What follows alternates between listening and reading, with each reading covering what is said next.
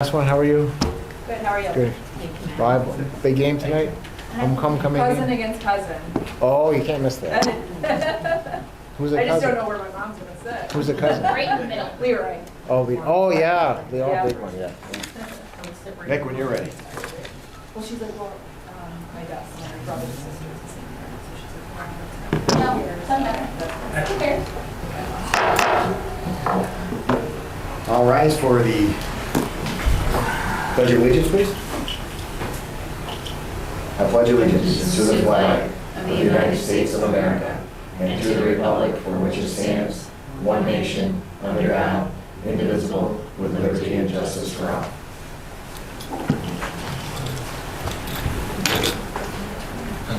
Okay.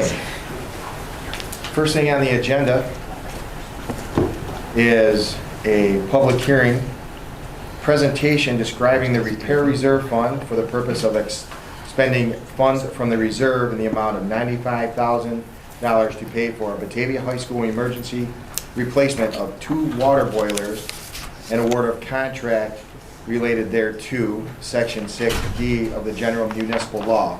Mr. Scott Rosansky, Business Administrator. Scott? Yes, thank you, John.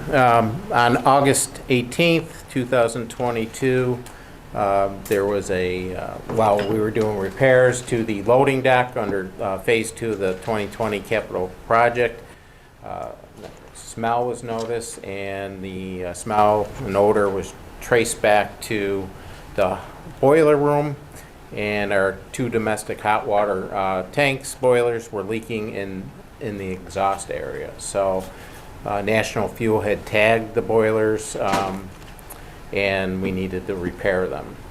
It's important to note that the district could not open Batavia High School unless these boilers were repaired. The boilers were approximately 20 years old and identified in the building condition survey from 2020 to be repaired in the next few years or replaced. The repair includes, besides the 2 boilers, a new expansion tank, which is needed to maintain the pressure at even levels and some place for the overflow of water to go, and some additional repairs and reconfiguring of the piping. It's important to note that the repair reserve fund is to pay for costs of repairs that don't occur annually. It's for capital improvements and equipment. The initial cost for the 2 hot water boilers were $63,700, $12,725 for the expansion tank, architects $8,000, construction managers $2,000, and we rounded up to $95,000 just in case there were any additional fees. There was none, but in the proposal, we went $95,000. If you recall, last year when we were doing, last 2 years when we were doing the elevator, we kept having adjustments. When we put the proposal for the attorneys, we didn't want to have adjustments and keep going back and forth, so we went a little high. At $95,000 instead of $88,000. So the proposal, the public hearing is to transfer up to $95,000 from the repair reserve fund to the general fund. The current balance in the repair reserve is $330,515.78. The balance after the transfer, minimum of $235,515.78. if we use a full $95,000, or $244,090 and 78 cents if no additional expenses, which there are none. We will replenish the repair reserve, the $88,000 at the end of the year if surplus funds exist. It's important to note that these boilers are the same vintage as the John Kennedy boilers. And what you'll see later on in the board meeting tonight is an adjustment to the energy performance contract, and in there is replacement of the John Kennedy hot water tanks as part of the adjustment.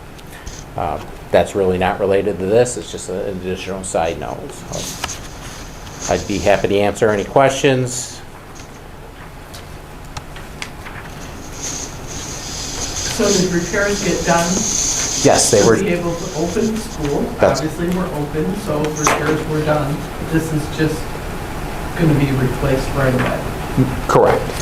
if we pass this. If you pass this, yes. If you don't pass it, we'll still, we'll take it from the general fund and not the repair reserve. Any other questions? Thank you, Scott.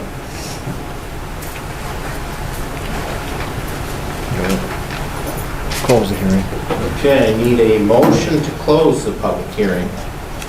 So moved. Motion by Mr. Rego. Second by Mr. Rowe. Roll call. Ms. Anderson? Yes. Ms. Bowman? Yes. Ms. Lundberg? Yes. Mr. Rego? Yes. Mr. Rowe? Mr. Marucci? Yes. Ms. Dunn? Yes. Okay, that closes the public hearing.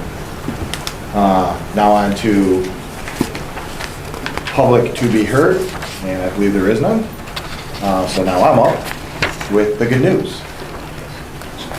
From Batavia High School, John Kirkwood, I would like to share with the Board of Education as well as the administration my appreciation for the decision to allow the hockey program to provide a modified team.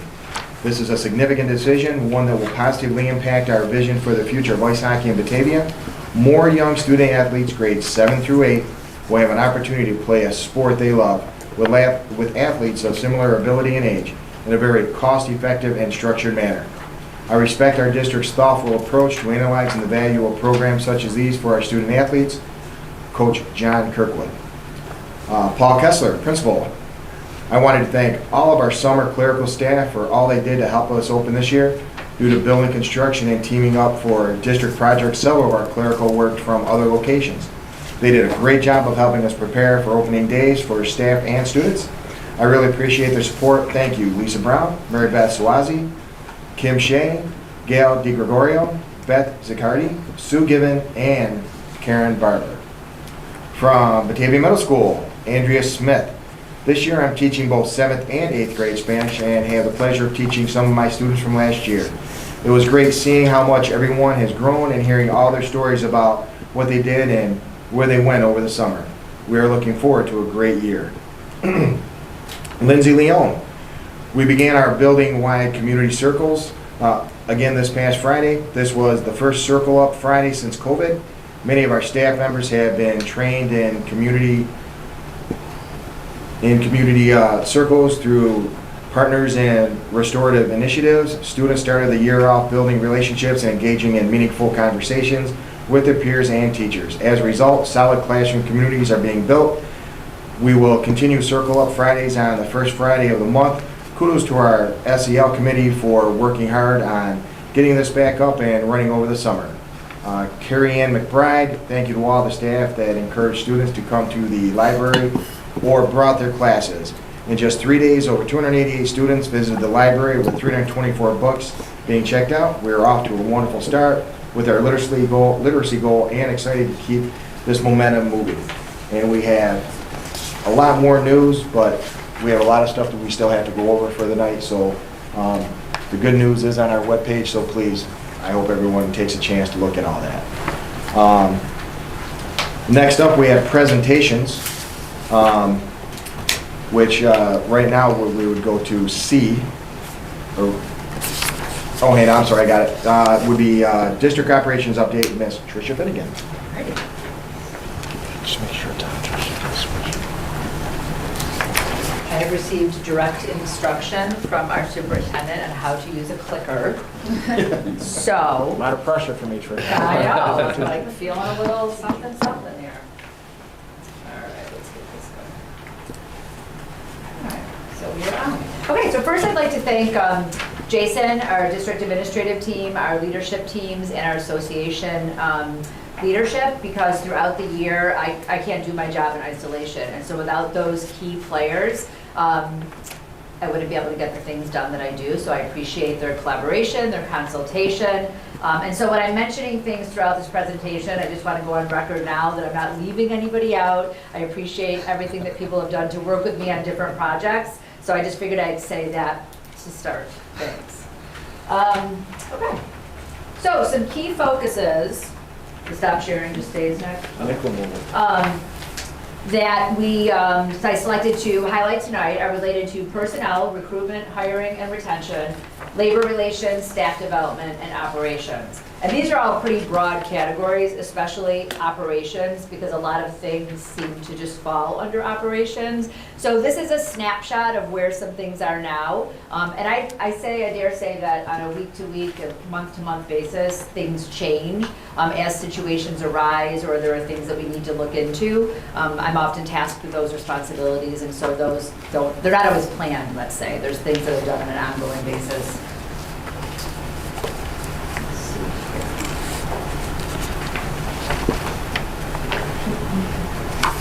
Okay, so starting with recruitment, we've had to take a more creative approach in terms of recruiting exceptional staff to join the Blue Devils family.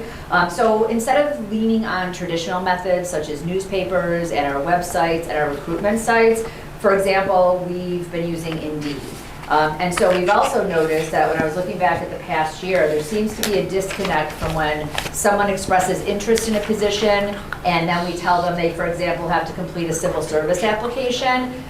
It seemed like that wouldn't happen. So when I looked back at that information, we decided that we would take a different approach. So for example, with those civil service applications, we put some postings on Indeed, and people just respond through Indeed. And then what we've done is started a process where we schedule, I review their credentials, we schedule interviews or virtual meetings for them to come in, and we actually have the civil service application here for them to complete, so they can do that. It's kind of a one-stop process. And then once they go through the committee interview with either a team or a virtual meeting with me sometimes, depending on the position, then I let them know the next steps, such as getting fingerprinted and what else they need to do in terms of completing paperwork.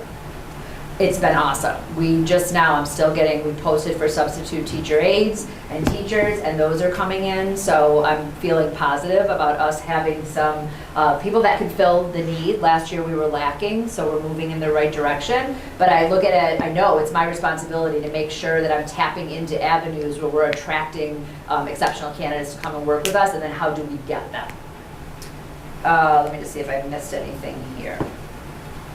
One of the other things we did too is that, in negotiating contracts with some of our units last year, we needed to do a better job of posting what the benefits of the positions were. So instead of, say, putting out teacher aide, just with a salary range, we made sure we included things like there is health insurance benefits, you can get paid for holidays, you can accrue vacation time. So those are some things when we're competing with other employers in the area who may be offering a more an increased hourly wage, we can compete with some other things. And what I found is that we do have a lot of parents that are inquiring because they'd like their schedule to mirror the school calendar. So we've hired a lot of local residents and parents, so that's been nice too.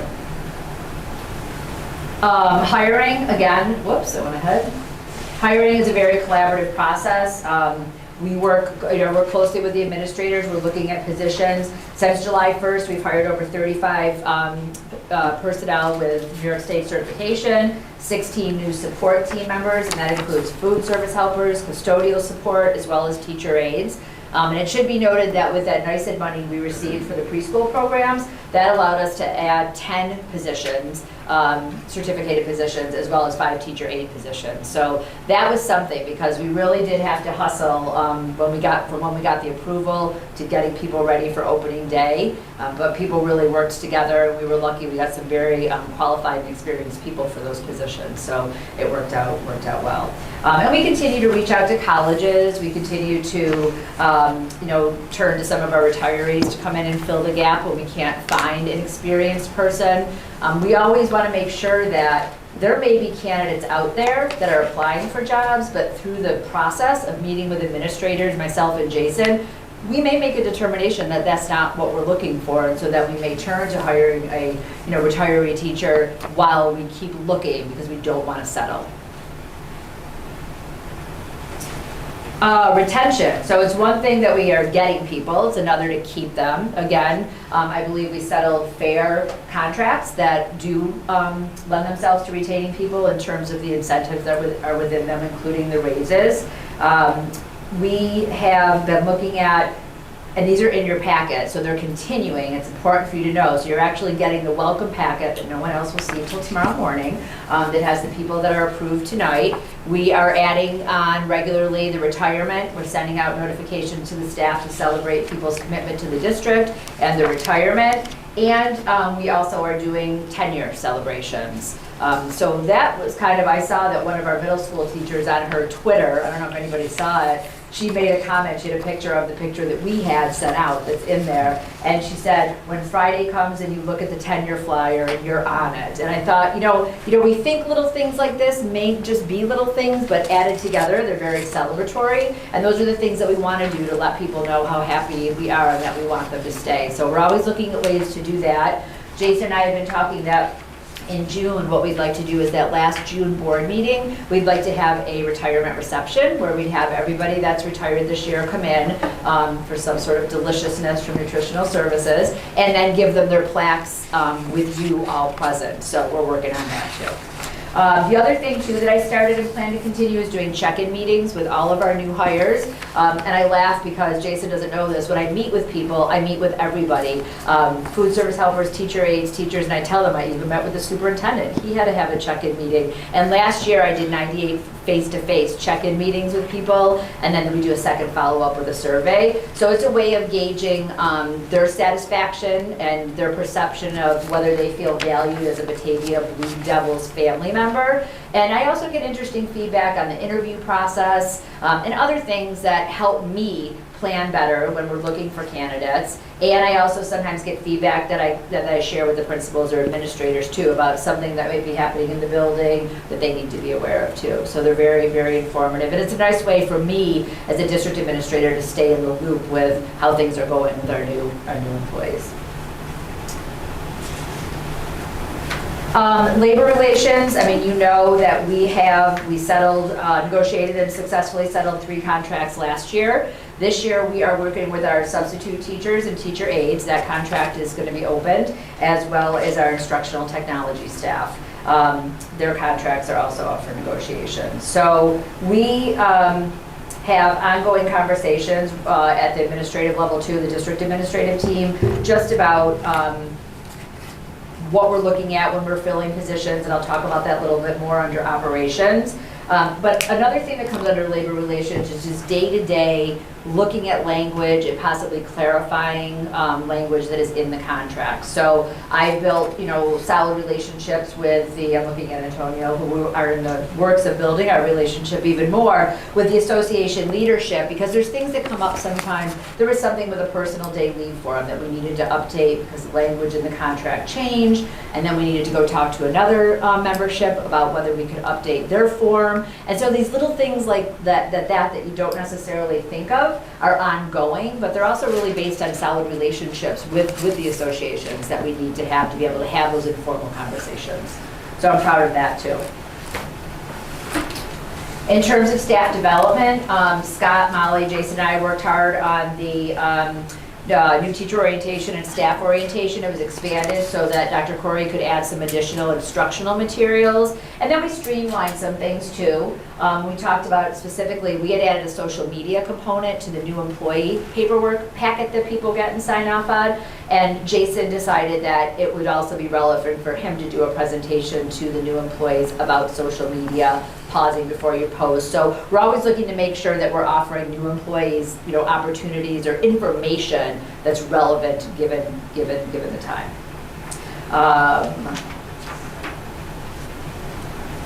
And then we have operations. So again, it's day to day, but it's also ongoing. I think Robert Morris is a key example of when we, talked about opening Robert Morris, what that was going to entail. And okay, we're going to put some classrooms there, and then all of a sudden there's a lot more that has to be done. But I think I know it's gone well. We've been over there, we've seen it. It's up and running. There's always, Jason and I are constantly reaching out to Kelly and Maureen and talking about what the needs are, what we can do. to make everybody feel confident that it's up and running at the same level as our other schools. So that has gone very well. Other key things that I will be working on are, that we're doing a staffing review and a review of our instructional technology department. So those will be key areas for me to focus on, working closely with Jason and Scott and Molly to make sure that those recommendations are reviewed and that how we are going to roll them out then is comprehensive and that everybody understands what we're doing for that. I'm still the COVID coordinator, but we won't talk about that anymore because hopefully that's gone, but we still do have some things that people need to consult with me about. So I'm still available for that. And another thing, an example of something that we're working on, Scott and I are working closely on this, is there's a healthcare worker bonus. I don't know if you've heard about that. New York State legislation passed a law saying that some of our staff may or may not be eligible for bonus. It is a funded mandate, so don't worry about that.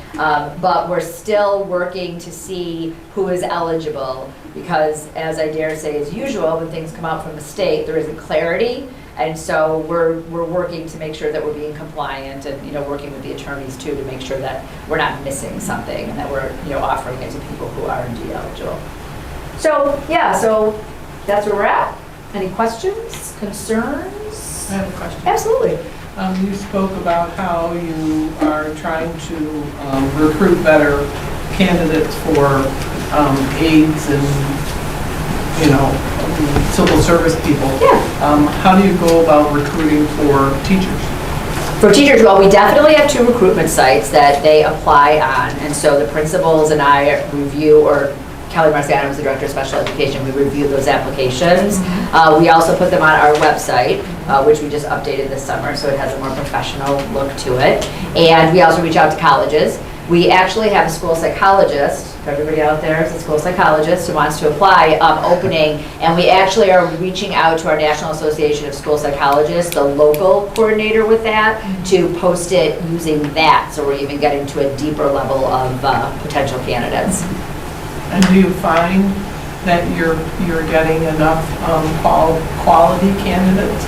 I think in those recruitment places. I think we are. In some areas, Depends on the struggle is real. Special education is one, but that could also be reflected in New York State. Just recently has put out there that they're going to change the certification requirements to make them broader because they made it so narrow that if somebody only had a 5 to 7 or a 7 to 9 certification, I couldn't hire them to do a different grade level. So things like that. So we're still working on that. And honestly, I'll say is that at any moment in time, it's very interesting because I may get 15 applications and then none. Or, you can't say, but it's always interesting because you don't know when the semester ends. I'm kind of like, okay, who's left out there still? Who's coming up when the semester ends? And that's why it's important to have relationships with the colleges too, because a lot of times they can give us candidates or push things out to say, these people are getting ready to graduate. Okay. Yeah. Not so much a question, Tricia, but just to say what a great job you guys did. I know staffing for a lot of districts was tough right before we started, and you guys did an awesome job and a tremendous job getting us ready to open up. So thank you. Appreciate it. Anything else? All right. Thanks, Tricia. Thanks, Tricia.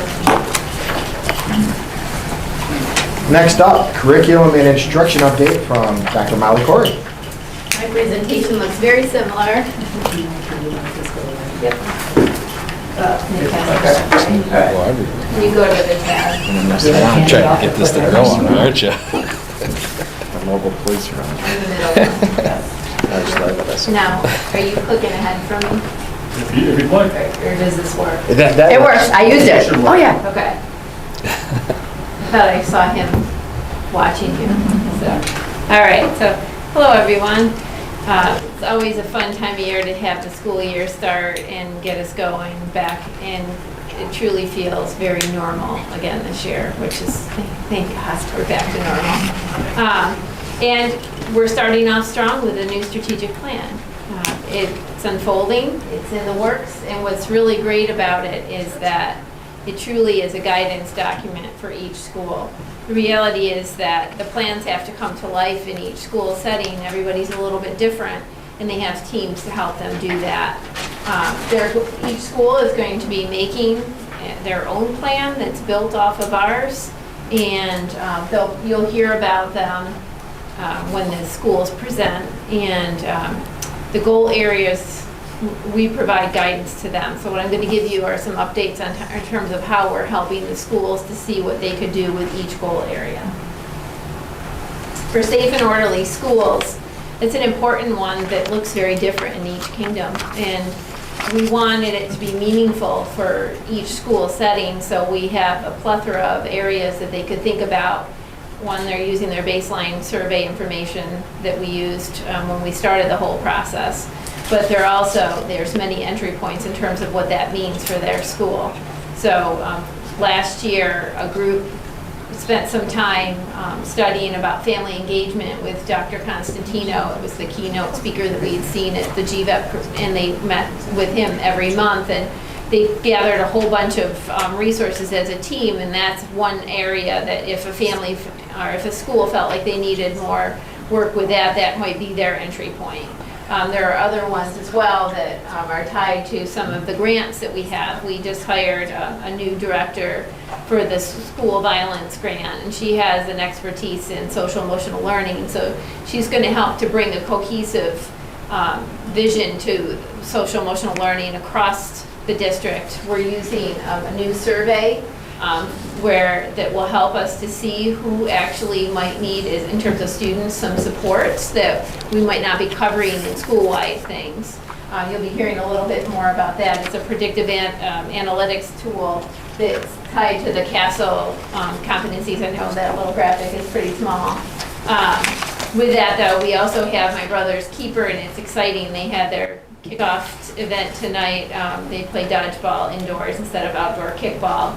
But they're working with the author of the book, Young Men of Purpose. They're going to be reading it together, and he's actually going to meet with them virtually and help inspire them in terms of what they're doing. So they try to balance coming together as a group to do some fun things and then digging in deep to find tools that will really help them connect to our school in very positive ways. For the opening of school, you could see the influence of some of those things and the tweets that have gone out. If you look at my Wakelet that goes out, there are many, many things that we did to welcome kids to school. So I'd say we have very great processes in place, but hopefully the strategic plan will help them dig deeper in certain areas.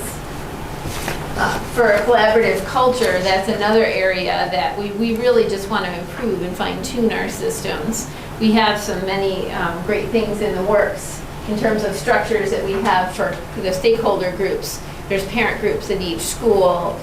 We've had other teams that have met, grade levels or departments meet on a very regular basis, but now by having that school team, it'll just really help to improve things. One thing that surprised us in the survey data was some teachers felt as if the communication loop could be stronger. So that's an area that we're asking teams to really think about. What are you doing to get the message out in terms of what's happening with that? And one thing that we really wanted to improve ourselves as a leadership team is professional learning communities. That's where the rubber meets the road in terms of conversations that teachers have around how to change their practice and move students to a higher level. As an administrative team, we're going to be going to a conference in February to learn deeply about that and how we can tweak. Our teams have met. We have data meetings on a regular basis and grade levels meet, but we want to really fine tune to get to the higher level conversation with that so that we're truly making an impact. For curriculum, we have curriculum projects every summer. That's been a standing item since I started and even before my time. This past summer, that continued, and we had just a little different flair to it. We wanted the schools to really own what was happening, so the principals were very involved with which projects were happening, and it was a little bit more of a collaborative effort. From there, we used some of the survey information to decide on some pilots. So we have 3 new pilots starting, 2 in the elementary schools and 1 at the middle school. And that came out of looking carefully at some data, really listening to some of the comments from parents and from students. And there's a time and a place when you can bring in a new resource, and it was time to start a pilot for the LA. And you'll be hearing a little bit more about that probably from the principals. We have a new offering at the high school. There's, Mr. Kessler has really wanted to have a STEAM lab so that things come to life in an applied setting. And I'll be honest, we're forging ahead in an area that New York State just hasn't necessarily paved the way for. Every course to bear credit has to be tied to a code in Albany. There is no code for STEAM per se.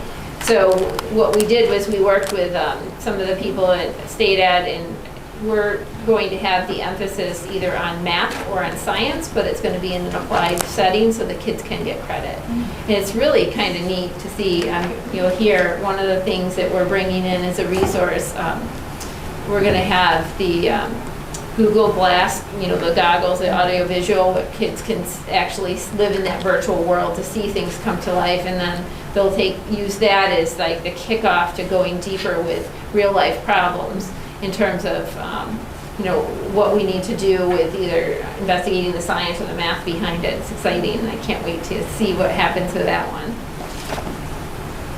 We want to have effective teachers in every classroom, and we've been having a lot of conversation around what does that take. And at the summer retreat this summer, when we met Dr. Mike Schmoker, we saw that it's really a little bit simpler than we sometimes make it out to be.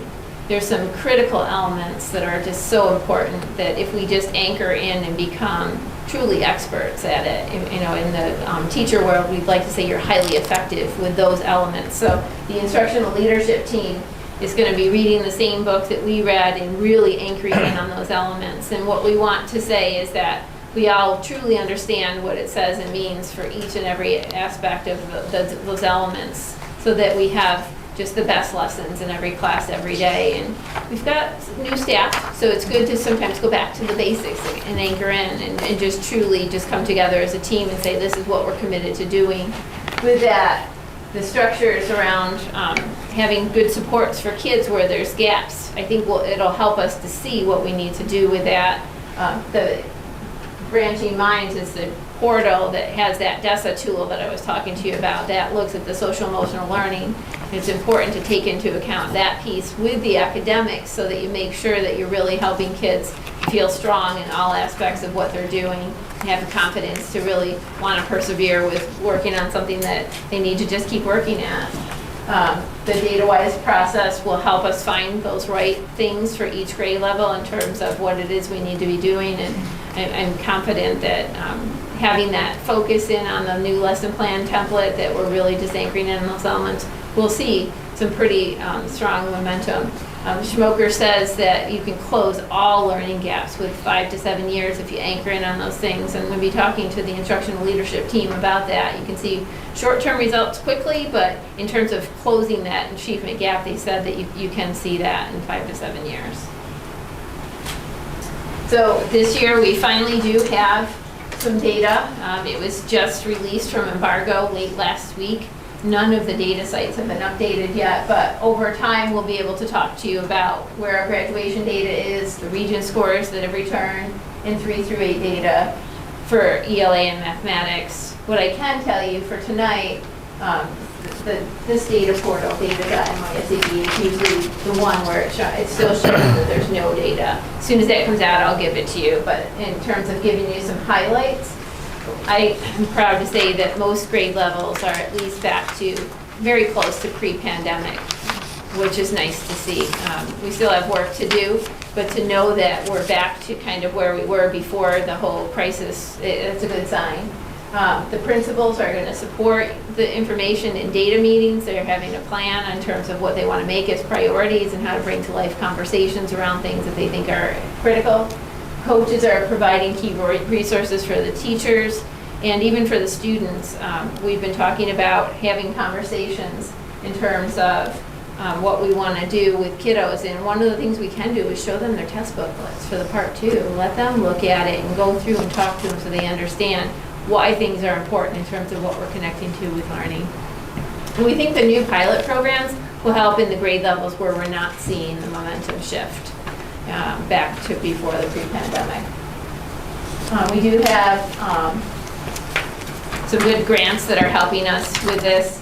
I put the amounts on yours, but overall we have these extended day school violence prevention, My Brother's Keeper, and the new mental health grant. Those are 3 extra sources that just allow us to do other things. Along with that, we still have the title funds available, and it's those funding sources that really allow us to have just a really great program.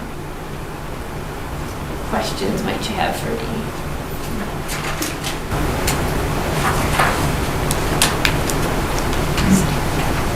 Seems like a lot of work.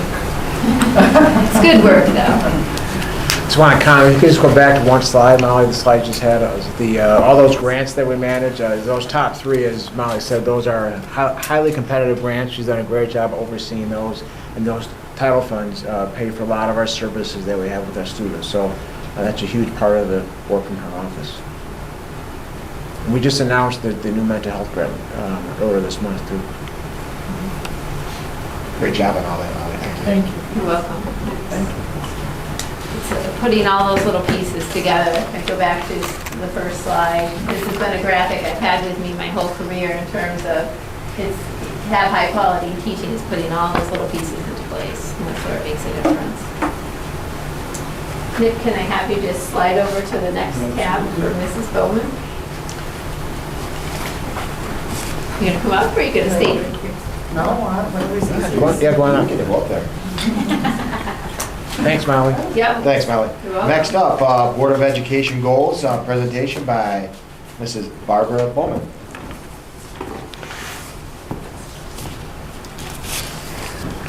Thank you, Dr. Swanson. You're welcome.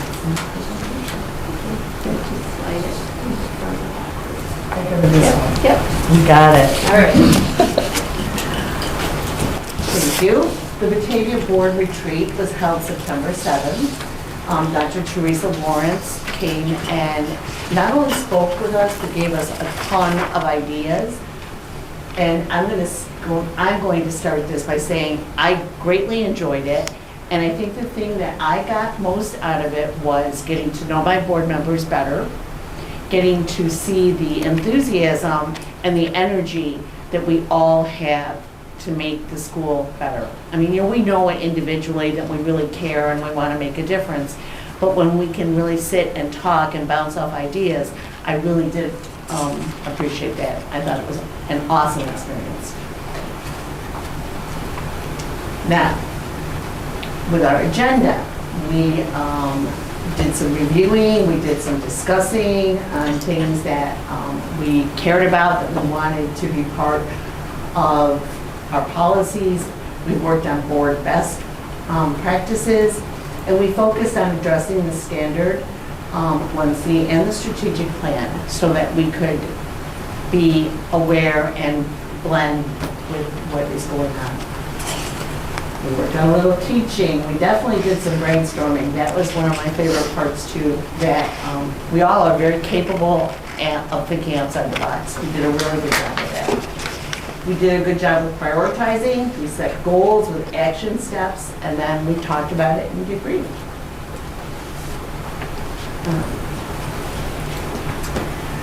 And the goal that we set, the board regularly monitors progress on district goals, effective instruction, and student achievement with database information. We felt that that was extremely important. That's our governance team. So we have, I'm sorry. So that was from the retreat that we did back in March. This demonstrates the board's thinking preferences. As a whole, the board is high on asking questions. That's what the chart, or that's what the graph on the left represents, the blue bar. So that this is something the board did back in March. Right. We did, and that was also an equally stimulating retreat too, and then pulled it all together at this point for September 7th. Board member best practice. We have lots of ideas. To have a mission, a vision, and a goal, we have them aligned. To have data-based decision-making. To respect others. To be makers of policy, not practitioners. To follow policies, not feelings of personal agenda, and that's always important. to be a team member, that's also really, really important. And I really felt like I was a true blue member of the team by the end of the retreat, and I appreciated that. To support the Board of Education decisions and to engage in the Board of Education development, all important things. Okay, I think there's a quick one. Yeah, you can just push through. Oh, those, yeah. I'm sorry. Yeah. On the mission, vision, and goal alignment, we worked hard on that. We worked hard on the data-based decision-making. Okay, we came to the core of CPS, the dynamic balance. We had divergent thinking, which would be a broad search for many diverse and novel alternatives. So ideas, thoughts. And then we had convergent thinking, which is a focused affirmative evaluation of those alternatives. So then we took some time evaluating.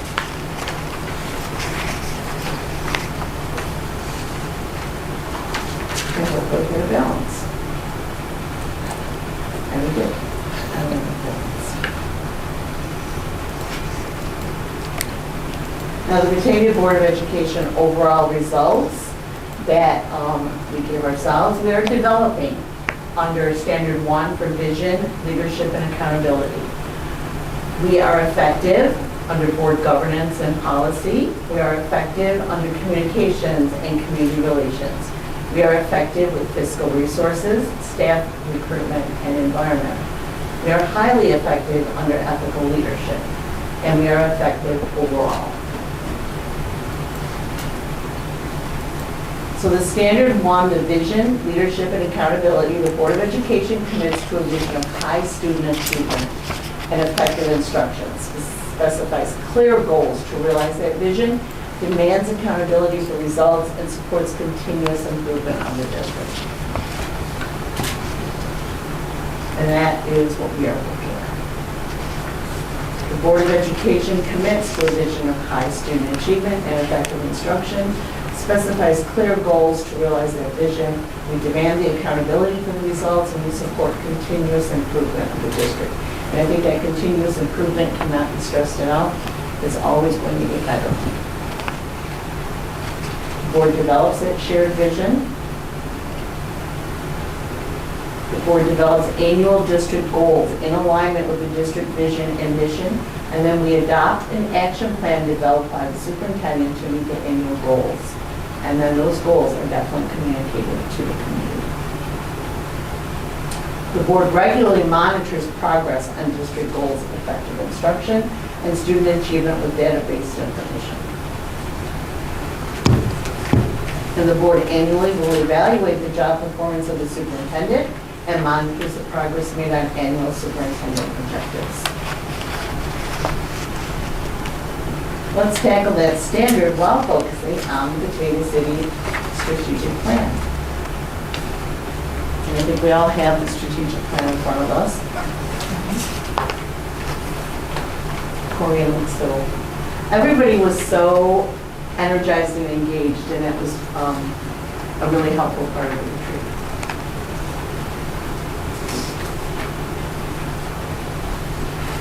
To have a safe and orderly school environment, to have that collaborative culture that Dr. Corey just talked about, to have clear and accessible curriculum, and to have effective teaching in every classroom. And the board will regularly monitor progress on district goals, effective instruction, and student achievement with data-based information. And as I said before, we brainstormed, we thought outside the box, we came up with all sorts of ideas. We went up to the board, we put anything really pretty much went, and we put it down, and then we discussed it, and we took it apart, and we came up with a lot of really good ideas. And the board regularly monitors the progress on these goals. What might be all the ways the board might monitor the progress? We came up with a lot. Between reports and assessments and goals and We came up with novel things, temporary things, creative things, the project management, being useful, being unique, and being deliverable, all had value. Teresa Lawrence was excellent, and I'm sure we will be meeting her again. So the last slide, so one of the pieces that Barb talked about was sharing the goals with our community. So that's a screenshot from Super Eval, which is the system that we use to evaluate me. It's a system that you use to do your own self-evaluation. I use it to evaluate our administrative team. This morning, Brittany and I actually placed those 2 goals within Super Eval under your section, so we can keep holding ourselves accountable to those goals. So we'll have a chance to monitor those throughout the year, but the 2 goals that Barb, had mentioned are in there now. So they're locked, and everybody now is in the process of having goals established for themselves, myself included, and the board. So Barb, thank you. Thank you. Okay. Now next up, we have the district administrator report. Those are written just reports, right. yeah. So next up would be superintendent report. Mr. Jason Smith. And I just want to say welcome back. We're here on the 4th week of school. Welcome back to our staff and students. We've had successful openings at 5 of our schools. I include Robert Morris now in that. This week we're in the process of celebrating homecoming. So today was red, white, and blue day. So I got my red, white, and blue tie on for homecoming. I'm going to have the honor of being with some of our student athletes tomorrow on the radio. I'm bringing some of them to WBTA for my monthly appearance on there. I'm going to bring some of our student athletes to celebrate our school spirit. Dr. Corey mentioned the shared decision-making teams in her presentation. Those are well underway. The teams are in the process of meeting and establishing goals. I know Jackson had a very successful session last week, so we're looking forward to getting those off the ground. I do want to thank the board and Barb in particular for coming to the retreat. We had a great session. Barb, thank you for sharing the results of those. Speaking of board training, John Mucci and I went to a great session Friday all day in Rochester on board officer training. Picked up some tips for the more effective board meetings. This Saturday, we have our Hall of Fame dinner at Batavia Downs. We're going to be recognizing some fabulous alumni into our BCS Devils Hall of Fame. I do want to thank our parents and families out there for the patience with the busing. We had our usual first couple of days of bumps with our school busing. Thank you to Scott and his staff for getting all that up and running. We seem to be in better shape now after a couple bumps along the way. This Thursday, we're going to have a little press conference to introduce our SROs to our community. I'll be here with John Marucci has been invited to come to the press conference. Dr. Corey is going to be talking about our mental health supports. The police chief will be here, our SROs. So we'll have a press conference on Thursday to formally introduce our SROs to the school and the city. Tomorrow, a special event at the fairgrounds is the annual Grow With Your Hands event. We're going to be bringing several students to the fairgrounds to learn about the building trades, lots of jobs out there that we're going to be exposing our students to. And the last piece, at the November board meeting, the board can expect to see the corrective action plan for the recent audit. That's being worked on as we speak. I've asked to have that submitted to our offices by Friday this week, so we can have time to then review it, and then actually October. Yeah. Okay, so October we'll have you look at the corrective action plan. It's not due until November, but the way the meetings fall, we're going to be looking at here internally on the 30th. We'll have that to you for some feedback review and hopefully approval in October as required. So that is in process. Dr. Corey, Scott, and Trish, and all of us have been working through it as well. So, any questions? Okay. And then I have the student ex officio report as well. Julie cannot be here tonight. So here are her comments. She either had a soccer game or I think the soccer game got canceled. I think she had practice. So welcome Julia to the board, and we're going to read her comments here. Coming into the school year, I know several students of all ages were a little bit nervous and on edge, as we all presumed we would be heading back into a more normal school year. But I can say with confidence that our students have adjusted well and feel comfortable where they are at. Walking around the halls, all I see are smiles from the students who have adjusted well to the new atmosphere. Second point she makes, there have been a great response to the new hat and hood conduct policy, as well as the new bathroom policy on the student side. I know we feel we all have a new sense of freedom. Students are also excited about the new wording in the code of conduct and dress code, although there has been some student concerns regarding midriff and crop tops and clothing like that is more acceptable in the present age.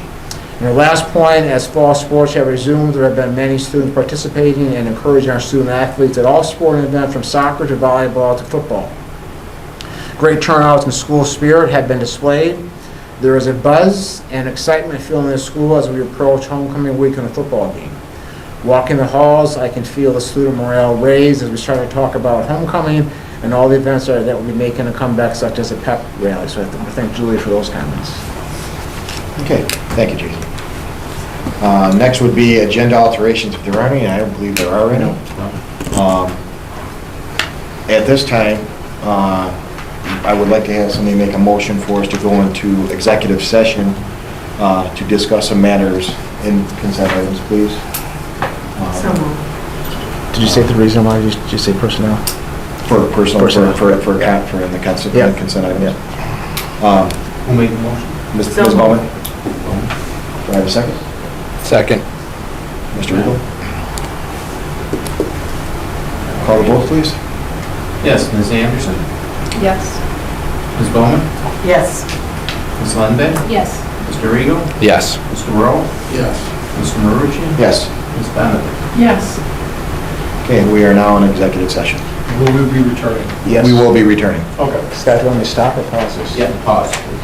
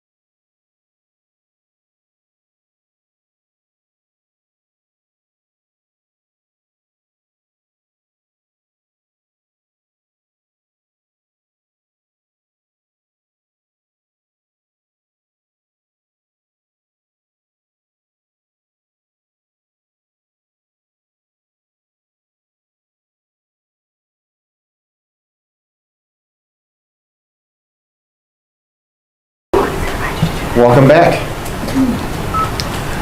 I would like to have a motion to table consent item number 22, athletic extra duty assignments. If I could have a motion, please. So moved. And Mr. Regal, can I have a second? Second. And Mrs. Bowman. Okay. And the rest, do it in two motions, one to table that and then one for the rest? Yes. Okay. All right, Ms. Bowman, Yes. Ms. Lundey, Yes. Mr. Regal, Yes. Mr. Rowe, Yes. Mr. Marucci, Yes. Ms. Benedict. Yes. Okay. Need a motion for the rest of the consent. And can I have a motion for the rest of the consent items? So moved. Ms. Lindby, can I have a second? Second. Mr. Regal. Any discussion I don't mean to be nitpicky, Sure. but on page 98, this is under athletics activity assignments still, oh my goodness. The second from the bottom, I don't believe her name is Leon. You're right. I was gonna say something about that, and I forgot. There are two I in don't yellow. know. We will correct that for the record. It's just a correction, and Yep, I'm sorry, I thank don't you. know what her name is. Lindsay. Okay, it just didn't look right. Thank you. Sorry, I didn't mean to see something shaking. Okay, with that correction, Ms. Bowman, Ms. Bowman? Yes. Ms. Lundey, Yes. Mr. Regal, Yes. Mr. Rowe, Yes. Mr. Marucci, Yes. Ms. Benedict. Yes. Okay, we are on to old business. Can I do these all at one, or do I have to do each individually? Separate. Separate? Okay, old business.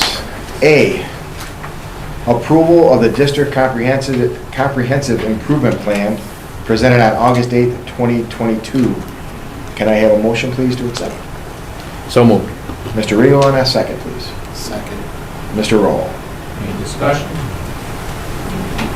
All right, Ms. Bowman, Yes. Ms. Lundey, Yes.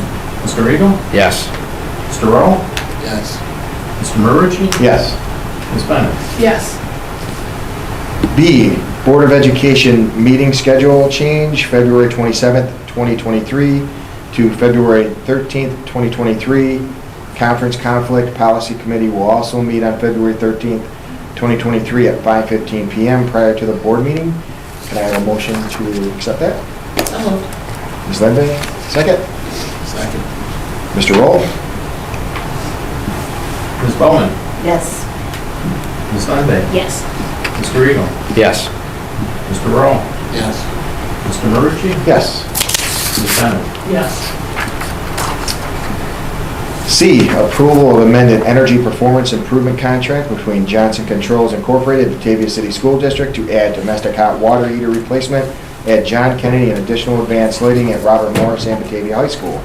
Can I have a motion, please? So moved. Mrs. Benedict, and a second. Second. Ms. Lindy? Ms. Bowman, Yes. Ms. Lundey, Yes. Mr. Regal, Yes. Mr. Rowe, Yes. Mr. Marucci, Yes. Ms. Benedict. Yes. Okay, D, resolution to approve the amendment of energy performance improvement contract with Johnson Controls Incorporated. Can I have a motion, please? So, sorry. That's right. So moved. I'll second it. Okay, so first is by Mrs. Bowman. No. Oh, Jen. by Lindy. Ms. Lindy, sorry. And second by Mrs. Benedict. Any discussion? All right, Ms. Bowman, Yes. Ms. Lundey, Yes. Mr. Regal, Yes. Mr. Rowe, Yes. Mr. Marucci, Yes. and Ms. Benedict. Yes. Okay, we're on to new business. A, resolution for authorization for the superintendent of schools to hire employees pending board approval. Can I have a motion, please? So moved. Mrs. Benedict, second. Second. Ms. Lenve, any discussion? So, And is that, the necessity of this? It's something we've been doing anyway. We've been advising that we should have it on record to make it official. It's a common practice in most schools, and in our resolution, this was not there. So, we don't want a classroom to wait for somebody to start teaching it because the board hasn't met yet. So that's why. Okay. No discussion? Or no other discussion? Anything else? Ms. Bowman? Yes. Ms. Lundey? Yes. Mr. Rego? yes. Mr. Rowe? Yes. Mr. Marucci? Yes. Ms. Bennett? Yes. Okay. B, resolution of the Board of Education and the Batavia City School District authorizing video conferencing to conduct meetings in extraordinary circumstances. Can I have a motion, please? So moved. Mrs. Benedict, second.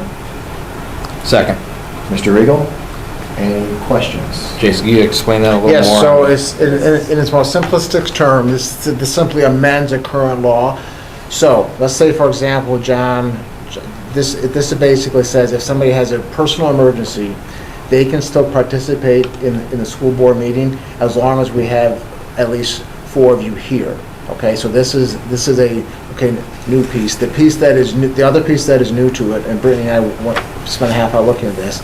When John Marucci was in Texas at the August board meeting, he had to have a sign posted outside his house or wherever he was staying that if somebody wanted to come in and watch John, okay, they could do that. In that case, because John didn't have any extraordinary circumstances, the public wasn't allowed in.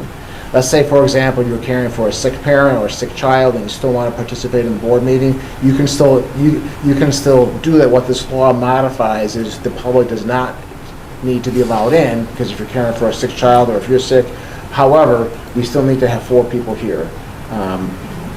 The only way to have the full quorum, if you are at a remote location and we want to count that, 4th person, we can count them as long as we can let the public in. So it's modifying, when the public cannot, come in, and when also the quorum counts. So that was changed. The current law as it stands has not been changed. This is simply in addition to basically not allow the public in if you're meeting for like an extraordinary circumstance.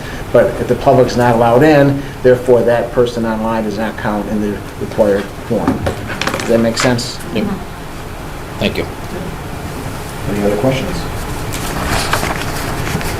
Ms. Bowman? Yes. Ms. Lundey? Yes. Mr. Rego? Yes. Mr. Rowe? Yes. Mr. Marucci? Yes. Ms. Bennett? Yes. All right. C, resolution SEQRA Type 2, action and ordinary contingent expense and an emergency situation for Batavia High School to replace 2 water boilers for the transfer of $95,000 in repair reserve funds. So moved. Mr. Roll, can I have a second? Second. Mrs. Benedict. Any discussion? All right. Ms. Bowman? Yes. Ms. Lundey? Yes. Mr. Rego? Yes. Mr. Rowe? Yes. Mr. Marucci? Yes. Ms. Bennett? Yes. D, request for formation of a student charter club, BMS course to raise funds for course-related trips and activities. Advisor Melanie Case. So moved. Mrs. Bowman, second. Second. Ms. Linde? Does this come under Schedule C? It could eventually, but not right away. So normally under Schedule C, we have to give it a year before we pay. If the club is successful, then we would look at a Schedule C for next year. There are some exceptions we can make for that, but this would not be one of them. So right now, she's volunteering Right. to do this? Right. And then if it's successful, then we can look at it for next school year. Okay. There's sometimes we do make exceptions for that, but this was not one of them. Okay. Ms. Bowman? Yes. Ms. Lundey? Yes. Mr. Rego? Yes. Mr. Rowe? Yes. Mr. Marucci? Yes. Ms. Bennett? Yes. Okay, E, first reading, district policy updates. Can I have a motion? So moved. Mr. Riegel? Second. Do we want a motion to waive the second reading? Yes, we do. We do? Yeah. Okay. So we'll do that, is that next, or I'll do that next, or I do that, is that gonna be part of this? I want to talk about one, so I think you can do it now, then I'll talk about it. All right, so B, first reading, district policy updates, and then Waive the second. Motion to waive the second The reading. motion to waive the second reading. Can I We have have a to mo- ask the people that moved Right. the change. So moved for the change. Second. Any discussion? So on point one policy, there's several there, but the one that I'll draw attention to is the sports boosters policy. We discussed this over the summertime. That has been modified. So the district will work in concert with the sports boosters, but not as oversight. The policy that we had on the books before was frankly not legal. So that has been modified. So the athletic director and I will work in partnership with the sports boosters. The district really has no oversight over any booster groups. The only oversight we would have would be to like approve the use of our, the school. Any form of event. That we still have that oversight as we would with any outside group, even though they're not really an outside group. We will still have that oversight, but as far as approving fundraising activities, approving all their events, that if this policy passes is no longer the case. If it does pass, Mr. Brown and I are going to contact each of the booster presidents this week and let them know of the changes. So, Any other questions or discussion? the other piece too, one of the policies, and then we have a suicide prevention policy. This is Suicide Prevention Month. We've had some information posted on social media on that. I mentioned it last week in my update, so timely that we had this approved as well. There'll be some training that will take place during the year as required by the policy for staff. We're working on that with the leadership team as we speak. So those are the two policies that I wanted to especially draw your attention to. Can I ask one question? Sure. Regarding policy, would there be a policy discussion coming up on the committee during the year regarding the meeting management techniques and programs, and whether or not there would be any switches from one program to another? We can look at that. We have to look at our whole policy overall, so that can be part of that review, so I think we can look at that too. Okay, thanks, John. Anything else? We have a motion, with the second, waive the second reading. We did the motion to rescind the first motion, but not for the second reading. So we need a second motion to waive the second reading. To waive the second reading, okay. So moved. Mr. Eagle? Second. Mr. Roll? Ms. Bowman? Yes. Ms. Lundey? Yes. Mr. Eagle? Yes. Mr. Roll? Yes. Mr. Marucci? Yes. Ms. Bennett? Yes. Okay, we are on to other reports and discussion. Right, so the board wanted to have a conversation regarding the concept of shared coaching positions, about shared coaching, and not with another district, of course, having the same person coach varsity and JV sport, having the same person coach JV modified. We did have a situation this past August, where the board did approve that to occur. I think there wanted to be some more conversation with that in terms of direction we'd like to give the district, myself, for moving forward with shared coaching. I guess I'll start with that. Just, it did get approved this year. I think for fairness with the student athletes, I think we should have separate head coaches for each of those levels. It is a high school sport, and for their attention and to give the student athletes a fair share, I think we should adopt or have a practice of a head coach per division. Okay. Thank you. So one of the pieces I would recommend, if I'm hearing you all, I can work with Tricia and Mike Bromley on, recruiting different ways that we can recruit.